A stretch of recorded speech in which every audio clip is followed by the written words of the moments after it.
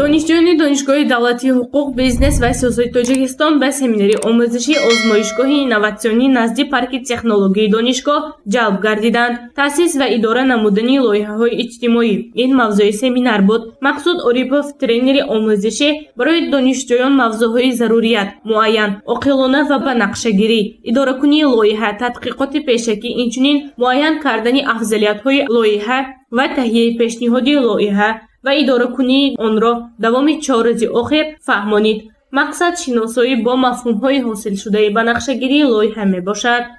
هدف برگزاری این لایحه در آن می باشد که ما نیاز داریم که دانشجویان را بردن سر کردن و بردن بیزنس پروژه ها با واسطه کاربری بیزنس سیکل می باشد تا که آنها اینوسترها را جلب نموده از سر تا آخر لایحه خود را برآورند.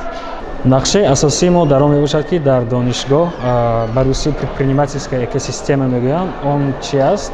آن همین است که همه آنهایی که میخوان بیزنس پروژه خود را ریالیزاسی کنند از سر تا آخر در اینجا کنسولتاسی مثلا مبلغ یاردم گرفته میتونم، قسم حقوقیش به هم اینفورماسیون داده میشد و از سر تا آخر با آنها همه نمودی کمک و همه نمودی دستگیری داده می شود. در دانشگاه ما همین را می خواهیم سر کنیم.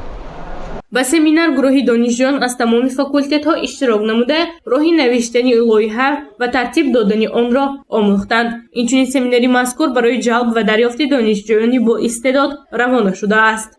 در دام 4 روز ما چطور ترتیب دادن بیزنس پروژه خود، طرز اداره آن و نمودهای پروژه و چطور презентация کردن در نزد دونر или اینوسترها را یاد گرفتیم. لایحه پیشنهاد کرده ما در این ترینینگ در آن میباشد که جلب کردن جوانان به علم و دانش با راه آموزش علم و دانش‌های معاصر و نو میباشد. هدف از برگزار نمودن چنین ترینینگ از آن عبارت میباشد که ما باید امروز جوانانی را تیار نماییم که آنها مستقلانه خودشان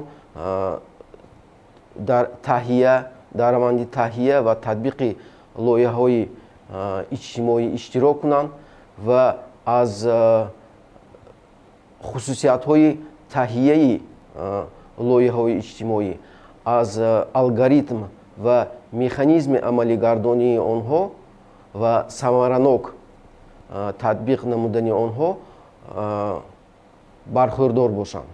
باید قید کرد که چنین سمینارها در آزمایشگاه اینوواسیونی پارک تکنولوژی دانشگاه دولتی حقوق بیزنس و سیاست تاجیکستان با دستگیری ریاست دانشگاه و دیرکتور پارک تکنولوژی برای دانشجویان تمام فاکولتت ها راه اندازی می‌گردد. با مانند کورس‌های کوتاه مدت اید به برنامه‌سازی، لایحه نویسی، آموزش زبان‌های روسی و انگلیسی تشکیل و به راه مانده می‌شود. آنها بعد اشتراک با لایحه‌های استعداد و پیشرفت که در همکاری با یونیسف گزارانده می‌شود اشتراک می‌نمایند. گزارش گنجینه عالم و نسیم جان رحیموف برای برنامه اطلاعاتی خبر.